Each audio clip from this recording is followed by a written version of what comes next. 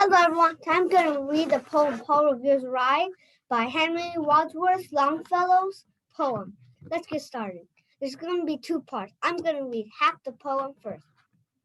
Listen, my children, and you shall hear of the midnight ride of Paul Revere. On the 18th of April in 75, hardly a man is now alive who remembers that famous day and year. He said to his friend, if the British march by land or sea from the town tonight, hang a lantern aloft in the belfry arch of the North Church Tower as a signal light. One, if by land, and two, if by sea, and I on the opposite shore will be, ready to ride and spread the alarm through every meadow, sex, village, and farm, for the country folk to be up and to arm.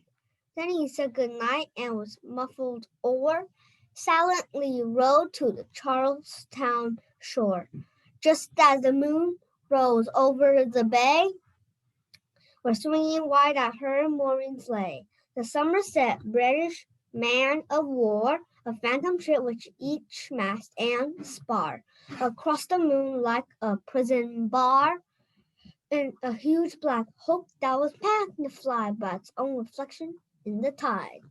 Meanwhile, his friend, through alley and street, wonders and watches with eager ears, till in the silence he hears around him the muster of men at the barrack door, the sound of arms and the tramp of feet and the measured tread of the grenadiers marching down to their boats on the shore. Then he climbed to the tower of the Old North Church. Marching down to their boats on the shore, then he climbed up to the tower of the Old North Church by the wooden stairs with stealthy tread to the belfry chamber overhead, and startled the pigeons from their perch on the sombre rafters that round him made masses and moving shapes of shade by the trembling ladder, steep and tall, to the highest window in the wall, where he paused to listen and look down a moment on the roofs of the town, and the moonlight flowing over all. Beneath in the churchyard lay the dead, in their night encampment on the hill that he could hear like a sentinel's tread. The watching night wind as it went, creeping along from tent to tent, and seeming to whisper, all is well.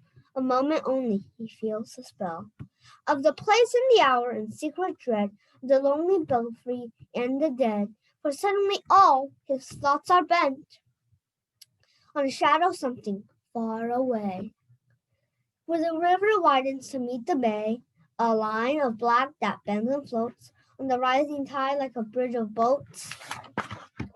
Meanwhile, impatient to mount and ride, booted and spurred with a heavy stride, on the opposite shore walked Paul Revere, and I patted his horse's side.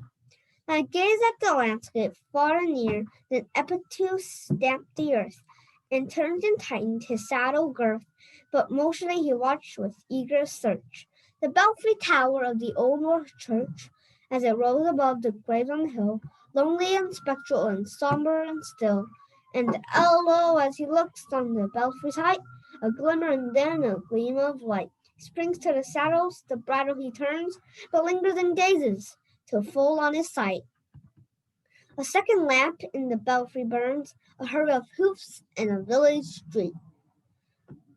A shape in the moonlight, a bulk in the dark, and beneath from the pebbles and a passing a spark, struck out by a steed, flying fearless and fleet, that was dull and yet sort of gloom in the light, and the spark of struck out by that steed in his flight, kindled the land to flame with its heat.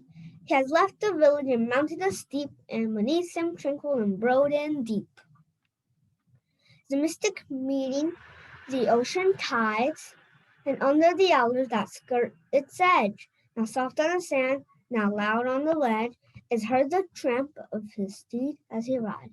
Thank you, everyone. This is part 1.